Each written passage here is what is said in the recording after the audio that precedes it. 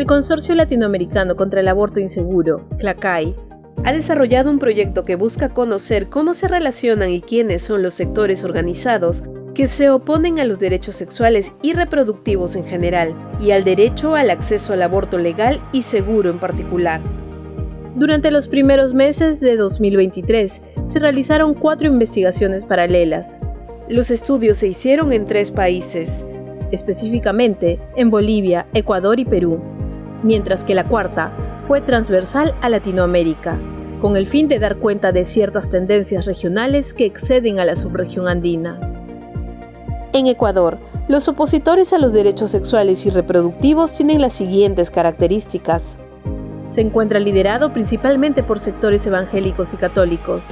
Se consolidó como movimiento desde el año 2017 con las marchas de Con mis hijos no te metas en todo el país. Sin embargo, ha sufrido importantes derrotas.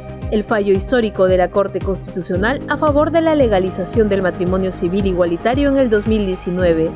La derrota sufrida en el proceso electoral que significó la participación del binomio Provida y Profamilia en las elecciones presidenciales del 2021.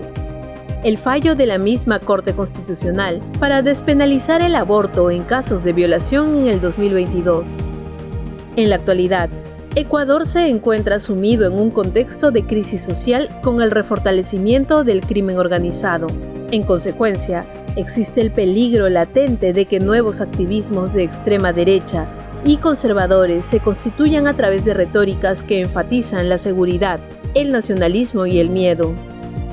En Perú, los opositores a los derechos sexuales y reproductivos tienen las siguientes características. Ha logrado articular diferentes estrategias y objetivos a partir de sus coincidencias sobre el tipo de sociedad que buscan para el Perú. Una de corte autoritario, jerárquico y reaccionario. El catolicismo conservador mantiene su influencia a través de algunas organizaciones laicales y personajes específicos, mientras que la jerarquía se ha debilitado notoriamente. Por otra parte, los evangélicos conservadores son el sector más articulado y movilizado. Los opositores a los derechos sexuales y reproductivos han logrado articularse con distintos sectores políticos, tanto de izquierda como de derecha. Actualmente, la deriva política ha conducido al establecimiento de un régimen cívico-militar sostenido por una coalición conservadora autoritaria, dentro de la cual los opositores a los derechos sexuales y reproductivos ocupan una posición muy potente.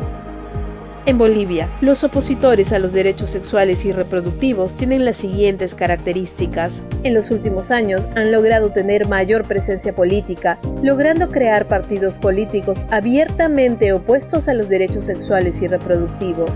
No solo se oponen al derecho de las mujeres a interrumpir su embarazo de manera segura y a los derechos de la diversidad sexual. Además, se han movilizado para oponerse a que niños, niñas y adolescentes reciban educación sexual en las escuelas, que les brindaría herramientas para prevenir embarazos no deseados, abusos o enfermedades. Los activistas antiderechos han adoptado además un discurso pretendidamente antiimperialista, desde el cual señalan a la interrupción legal del embarazo como una acción impuesta por grandes poderes extranjeros. Al mismo tiempo, impulsan campañas contra el aborto bajo el lema Salvemos las dos vidas, copiando la campaña producida en Argentina en 2018. Además, aprovechan casos de violencia sexual contra niñas o adolescentes que aparecen en los medios de comunicación para difundir ideas sobre el aborto que estigmatiza a las víctimas y polariza a la opinión pública. A nivel de la región en general, existen 5 tendencias clave que están cambiando el modo en que operan políticamente los opositores a los derechos sexuales y reproductivos en Latinoamérica. Radicalización y ultraderechización. Incorporación en partidos políticos, liderazgo multipolar, nuevos procesos de transnacionalización, focalización en jóvenes y proyecto de largo plazo. Radicalización y ultraderechización.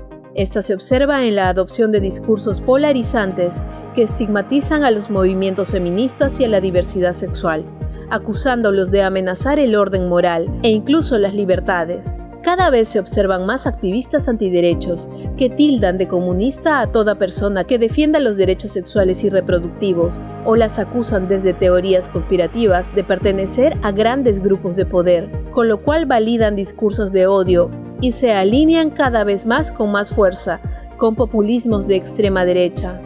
Así, la agenda neoconservadora hoy no es solo una agenda antifeminista y anti-LGBTI, sino una agenda antiprogresista en general. Incorporación en partidos políticos.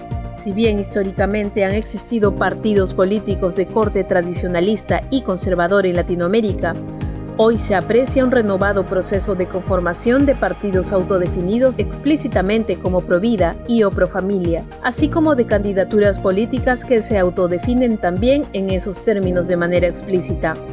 No todos logran éxitos electorales, pero están moviendo el mapa político en muchos países, aprovechando las crisis políticas y económicas al presentarse como nuevas opciones contrarias a los partidos tradicionales. Liderazgo multipolar. La jerarquía católica fue históricamente la principal líder en la oposición a los derechos sexuales y reproductivos a nivel latinoamericano.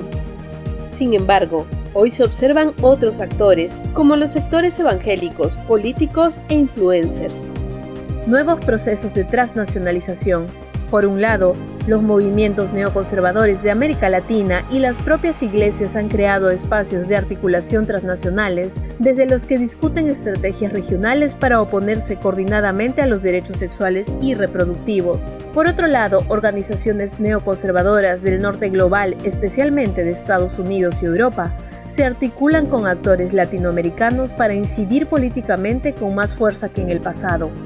Focalización en jóvenes y proyectos de largo plazo.